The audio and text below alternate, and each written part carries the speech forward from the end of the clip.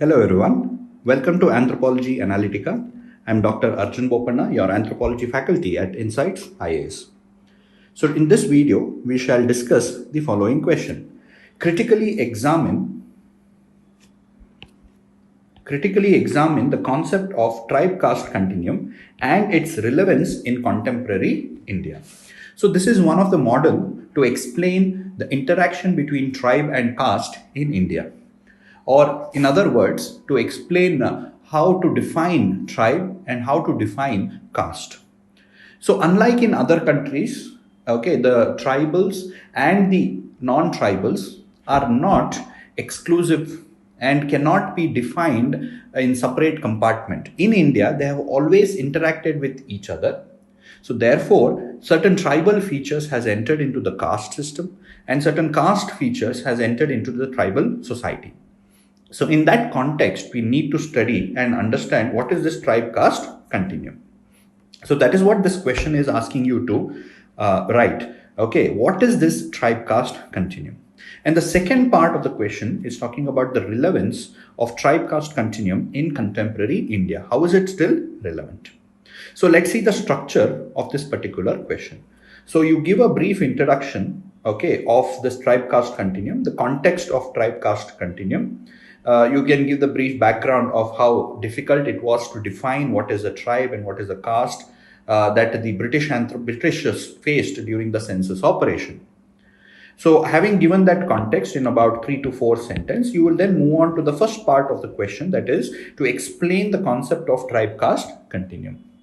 So in this first part, you will have to mention that how J.H. Hutton, after taking up census operation in 1931, even though it was academically oriented, still many of the tribes and castes were wrongly defined, and many communities were put in different groups, and they made certain errors in that. So in that context, in the year 1960, F.G. Bailey, in his book Tribe, Caste, Nation, came up with this concept which is called as tribe-caste continuum.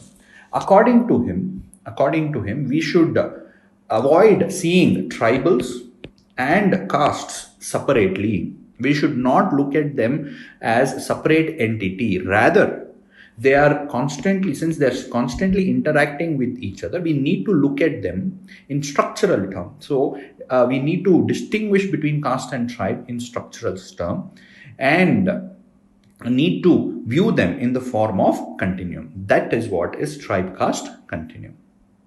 Okay, so according to F.G. Bailey, so then you will go and define what is this tribe-caste continuum. So according to Bailey, tribe-caste continuum is the polar ideal type. So you have tribal at one end and caste at the another end. So he defines what is ideal tribe and ideal caste in structural terms.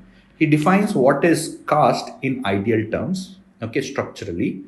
So he says that caste is organic and hierarchical, while tribe is segmentary and egalitarian. Next, he goes on to say that there is no ideal type. There is no ideal tribal. There is no ideal caste. So caste is organic and hierarchy. Tribe is segmentary and egalitarian. And there is no ideal tribe and ideal caste. All right. So any community that is studied will be placed somewhere in between the two. It will be placed somewhere between the two. So depending upon how much of segmentary they are and how much of egalitarian they are placed towards the tribal end. And how much of they are organically linked and hierarchically linked, they are placed towards the caste end. So all society falls somewhere in between this ideal tribe and caste, depending upon the degree of segmentary solidarity and organic solidarity. So as one proceeds from the tribal end towards the caste end, we will see that there is a decrease in the segmentary solidarity and increase in organic solidarity. So this is the idea of tribe-caste continuum, and then he also gives this by explaining the cones and the caste area. So that is what you need to write in this particular first part of the question.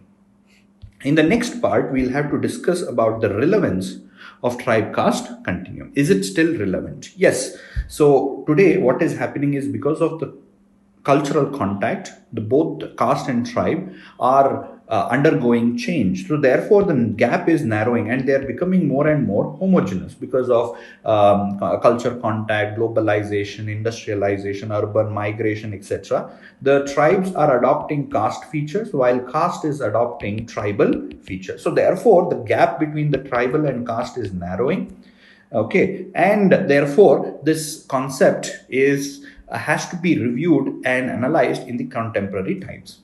Then another aspect is that yes, tribe and caste, even though they are undergoing change and they are constant culture contact with each other, okay, but still they are fighting to maintain their identity through various ethnic movement and various cultural organizations. Both caste and tribe are trying hard to maintain their identity to ensure that they remain different from each other. Then we also need to look at them as part of Indian civilization, an interaction between great and little tradition, where tribals represent the little tradition and castes represent the great tradition. So this kind of an interaction is of part of civilization can be better understood by studying tribe caste continuum. And also it can be used to understand social change that is occurring among the tribals and the castes. At the end, in the conclusion, you can write about other contributions made to this idea, like Surajit Sinha, who tried to study the tribes of Bastar and try to give his idea of tribe caste continuum. So in this way, the conclusion, you can give all these ideas, write about great little tradition and the interactions and all that, and you can end your answer.